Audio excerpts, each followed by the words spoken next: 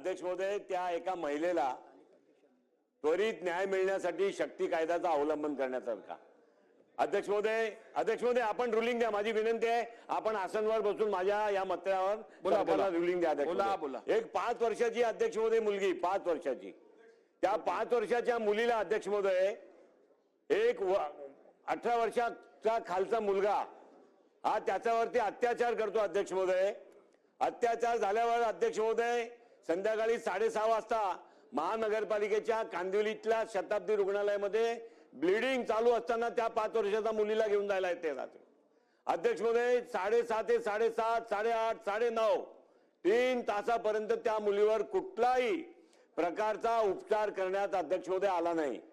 अध्यक्ष महोदय 9:30 वाजता कुपर हॉस्पिटलमध्ये नेण्यासाठी सगळा प्रोटोकॉल म्हणजे पेपर प्रोटोकॉल महापालिकेचा मेडिकल लीगल केस आहे ना अध्यक्ष महोदय, डॉक्टर अडकायला नाही पाहिजे, मुलीचा जीव गेला तरी चालेल, डॉक्टरना काय अडचण नाही झाली पाहिजे.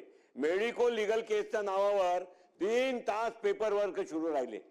नायर हॉस्पिटलमध्ये अध्यक्ष महोदय बॅड बुक करावा लागतो असं त्यांचं म्हणणं आहे की नायर हॉस्पिटलला बॅड बुक करावा लागतो. अध्यक्ष महोदय 1000-1200 बेडची हॉस्पिटल, 5 वर्षात ही अध्यक्ष महोदय अत्याचार झालेली मुलगी, त्याचा अध्यक्ष महोदय ब्लिडिंग सुरू आहे, त्याला रक्तस्राव सुरू आहे, त्याला अध्यक्ष महोदय 3 तासानंतर नायरमध्ये पाठवायची महापालिकेकडनं शताब्दी रुग्णालयामधनं व्यवस्था होते.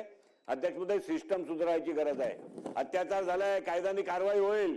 सिस्टम अध्यक्ष महोदय महापालिकेच्या त्या रुग्णालयातले जे डॉक्टर जबाबदार असतील तातडीने अध्यक्ष महोदय त्या डॉक्टरवर कारवाई झाली पाहिजे. एक आणि 15 वर्षाचा मुलगाने अत्याचार केला अध्यक्ष महोदय, तो आता ज्युएनाइल कोर्टमध्ये जाईल.